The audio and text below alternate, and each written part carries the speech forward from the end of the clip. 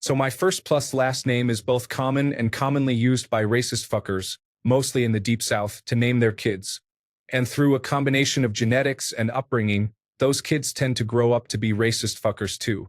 Because it's so common, there's almost always been another person with my same first and last name at any place I've worked. Most of them are not racist fuckers. But this isn't about them. This is about a different guy. A guy with some seriously fucked up friends. I should mention that we're all used to getting misdirected emails. It's inevitable when you have a common name. You basically just figure out who it was meant to go to, FWD a copy to him, and CC the person who got the address wrong. Easy peasy. Hardly ever happens twice. Once in a blue moon, you get something inappropriate. Fine. I get it. People can sometimes be rude in private. When that happens, I add a little note to the CC letting the sender know that it is not okay to be a racist fucker, and that if he does it again, I will go right to his employer, if it's from a work email, and ours, since the recipient is from my company. The result is pretty predictable. I get back an humbly worded apology and a promise to never let it happen again. So it's effective and maybe even a teaching moment. Nah, who am I kidding? They probably just triple-check the email address the next time. But you take what you can get, I guess. One time, though, my very politely worded warning was not well received.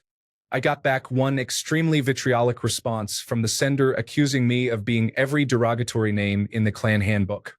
I was invited to perform impossible sexual feats upon myself, commit suicide several times in a row, and all manner of other colorful stuff. He cheerfully told me all about his, actually quite impressive, home arsenal, most of which he would gladly allow me to shove up my ass and pull the trigger. So yeah, the dude was apparently upset about being told what he could and couldn't write in a business email. I think I could even have let that slide, although I probably wouldn't have felt very good about myself afterward. But then my same-named coworker decided to add his 2CTS. They were a much milder 2CTS, but they weren't exactly cordial. Essentially, he told me to mind my own business and stop reading his emails, and that it wasn't my job to be, and I quote, the email PC police. To tell the truth, I was a little stunned. He'd never so much as let out a peep when I did the same thing for his other racist fucker friends. And plus, we'd just all been through a company-wide mandatory diversity training class where there was an entire module about how not to be a racist fucker on the company email system. Maybe he thought the cartoon his racist fucker buddy sent was so well drawn that it should get a pass?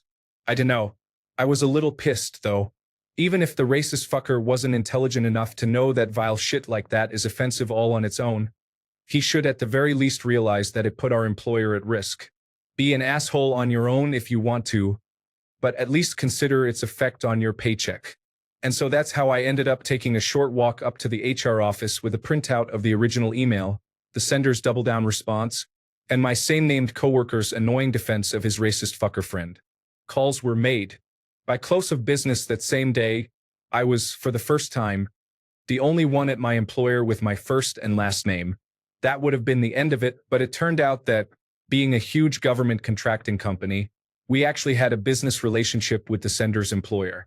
The sender wasn't involved in that business relationship, but our ethics committee decided it was enough that emails had been exchanged for it to be necessary to inform his employer. There was some company-to-company communication, and I had to participate in a conference call where I explained about there being two me's and the racist fucker thinking I was the other guy and the offensive email and response, etc.